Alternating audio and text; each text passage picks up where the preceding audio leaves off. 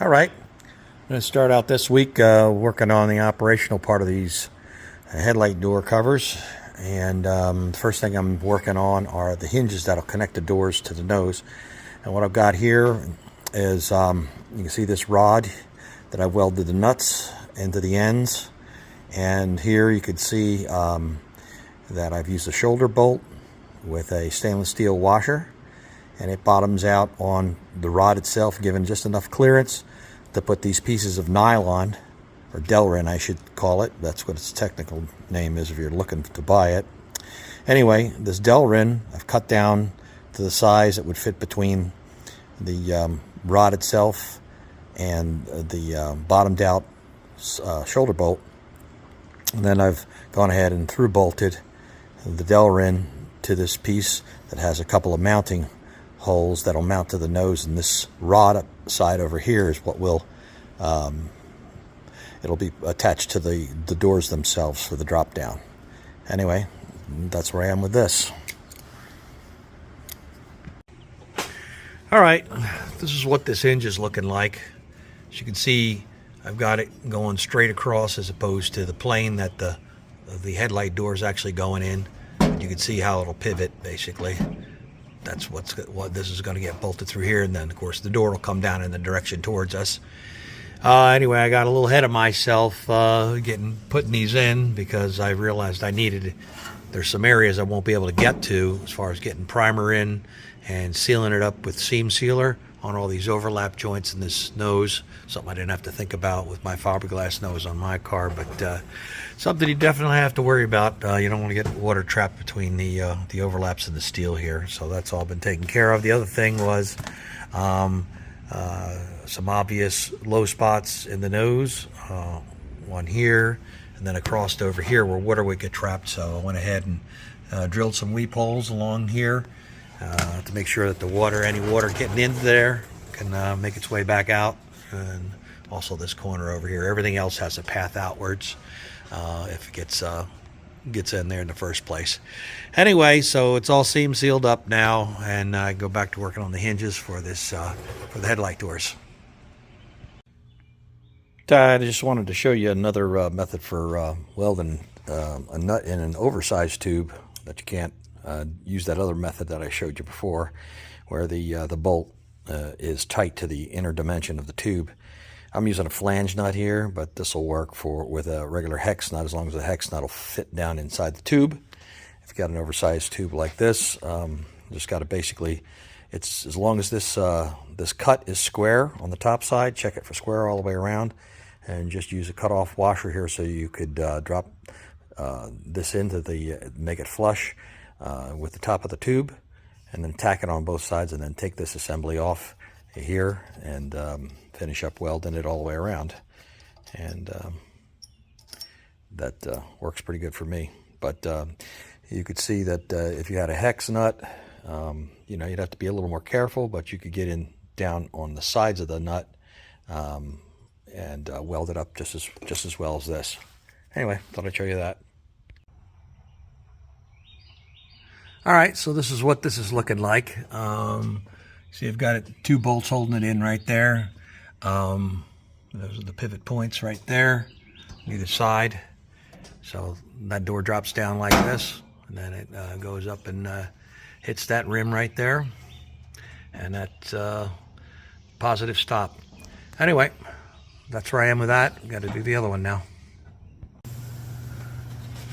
Okay, so I've gone ahead and I've added a small steel bracket here. Let me see if I get this light around here so you can see what I'm talking about. See, there's a small steel bracket that I have here. It's an L shape right there, welded to that headlight door bracket. And what that's doing right there is it's providing a place to fasten this piece of Delrin that I milled in order to accommodate this large shoulder bolt that goes in to this piece of 065 wall 1-inch tubing. It's pretty stout, and that rotates right there, as you can see, and that's the beginning of the mechanism that will raise and lower the doors. I'll just show you that first, And then as I go along and add the elements, I'll show you what that's all about and how that's all going to come together. Anyway, that's what I'm working on right now. All right, while I was waiting for the paint to dry on a bracket I just made for the mounting the linear actuator in the nose, I decided that I need to get onto here and finish up whatever I have underneath the car, which I thought was just going to be, you know, putting this pan in. This protects the bottom of the engine from road debris. But then I realized I'm looking at this gap between the two, this panel here that closes out the nose, and this panel here. And I realized this is something I've never had to contend with before. This is an air conditioning line that goes from the coolers. This is a unique car in that it actually has the supercharger tied into the air conditioning system to supercool the air that goes to the supercharger and give it extra power. But anyway, this aluminum line is hanging down here. It's kind of vulnerable. So I decided I needed to build a panel to go up in here and make this transition out of a 50 thousandths aluminum. I'll show you that panel in a minute. All right, so this is that transition panel that I made up. This front edge ties to the back side of that intermediate bar that goes across that lower roll pan assembly. And this had to be shaped in order to take in the very odd shape of the cradle that holds the suspension and the engine. There's a couple of bolts. This just slides underneath the washers on the bolts, and then it's tied in across the front.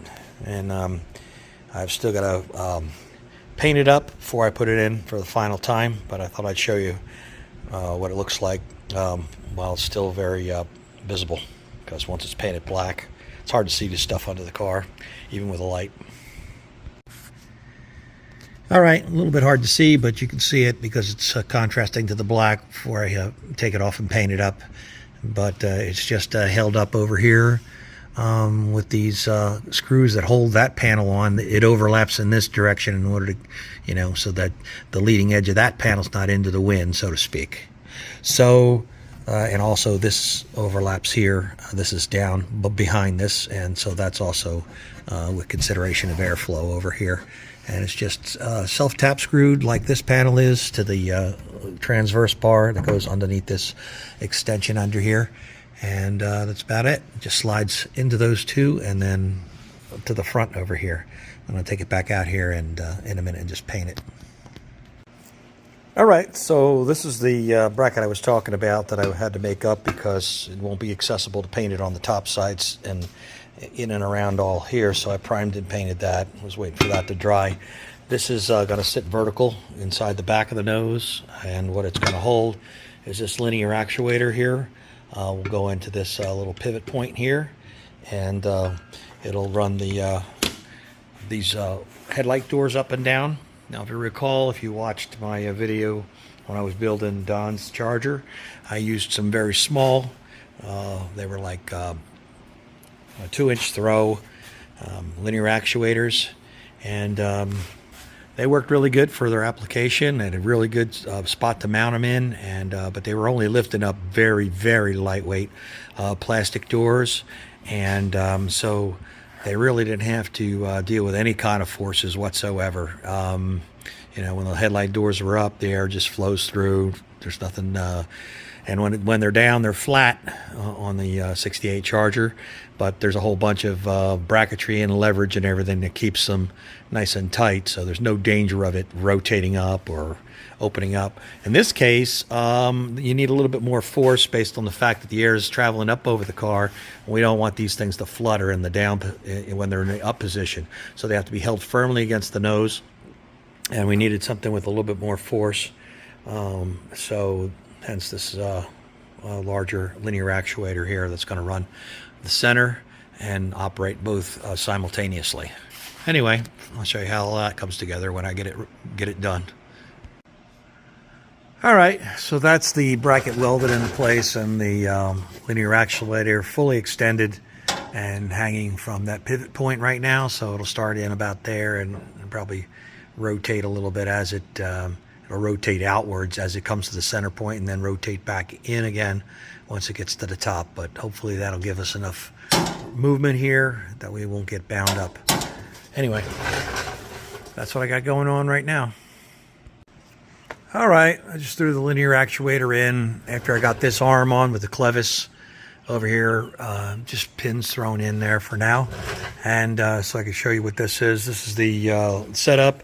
You got a relay here basically, and what this does is, you see how these wires crisscross? You've got the negative, and then it crisscrosses over here like this on the body of this that's holding this relay here.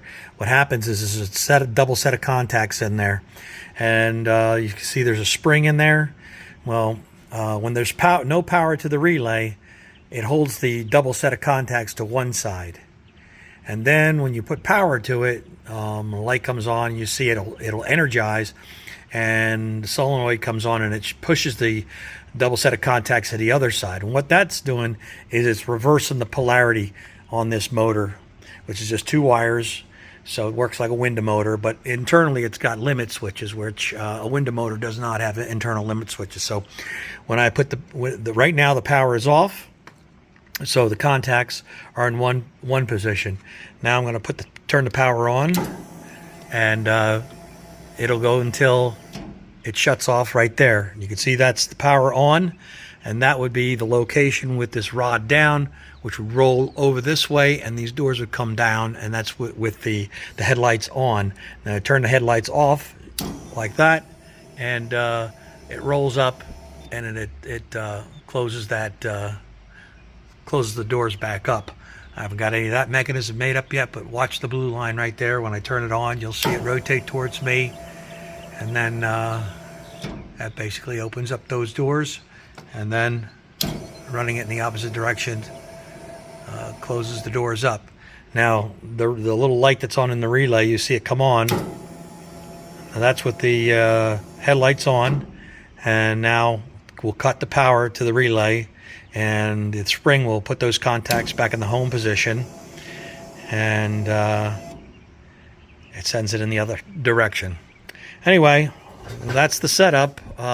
Normally what would happen is the signal wire to open up the headlight doors would go to the signal wire that would turn on your positive wire for either your running lights or your headlights in the normal circumstances. But with the Hellcat, it's got about 10 wires going to a very sophisticated headlight. It does all kinds of activities, and what happens is the lights come on when you walk up to the car, and with the proximity fob, and there's just all kinds of jazz going on. So these doors will be flopping up and down every time the lights came on if you attached it to that. So we're opting for just a toggle switch to open the doors when the lights come on. Like I said, the lights will come on automatically in this car. So you have to manually open up the doors to have them shine out through the doors.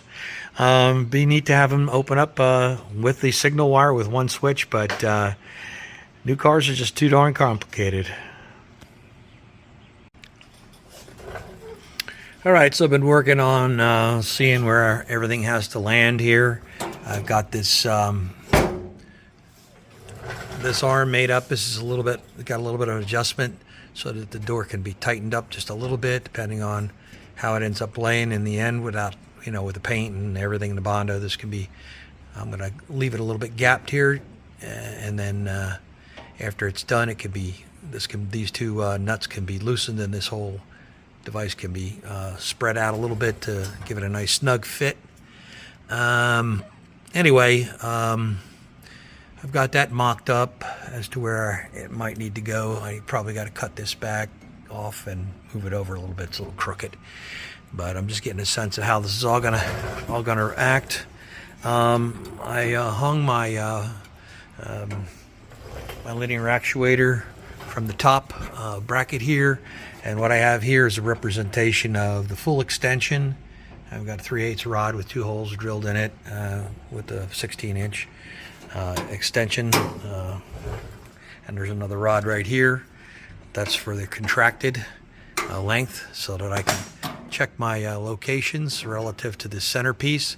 And I've got this little mock-up piece in here now. I'm getting ready to cut it off to determine what length I needed off of this bar in order for this to rotate. You know, with the travel of this particular piston, I wanted to make sure that it had enough rotation that it opened the doors at least to that level right there. And so that's where we are with that. I've got an adjustable piece that's going to go on that bar right now that I'm waiting for it to cool off. I just welded it up. It's got a clevis on the end that's kind of pinned to the linear actuator. This is a welded nut, and this will basically, I'll be able to shift this up and down to fine tune it and then tighten it down with that bolt right there, and probably end up welding it once it's 100% in place to where I know that there's no problems with the linear actuator bottoming out. The problem with using the linear actuator instead of say the last my car, I used a Fiero motor for the doors, and it basically has kind of a force. It senses the force of the door closure, and that is what ticks off the limit switches. But it has a control module that goes with it, and I don't really understand it, and I don't have that available to me, so I didn't go that route. At any rate, this is what we're doing, and it's going to work pretty good from what I can see anyway. We'll see how it all comes out in the end. All right, I haven't got the other door hooked up yet, but I just wanted to see if my geometry is good. I've been fiddling with this to try and get this right, and hopefully we've got something.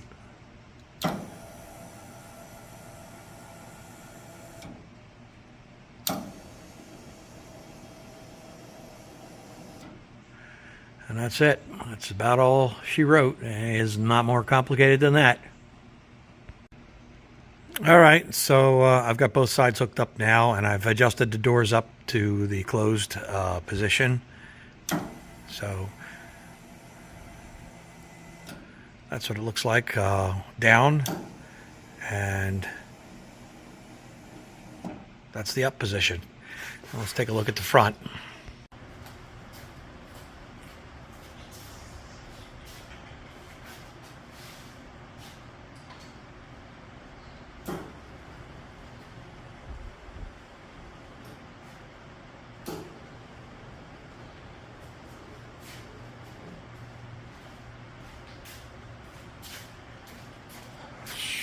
That's the name of that tune. So we'll have to see what's next. I got to disassemble everything, prime the inside, paint it, you know, with some primer on both the inside and the outside, reassemble it, and hang it on the car, and see how that goes.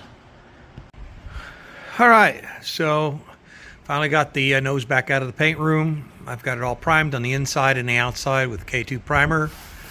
And I'm starting to reassemble parts and pieces and the guts before I can try to place it onto the car. So this is what the outside front's looking like. And but that's all the time I have for this week. And I appreciate everybody for watching, and I will see you on the next one.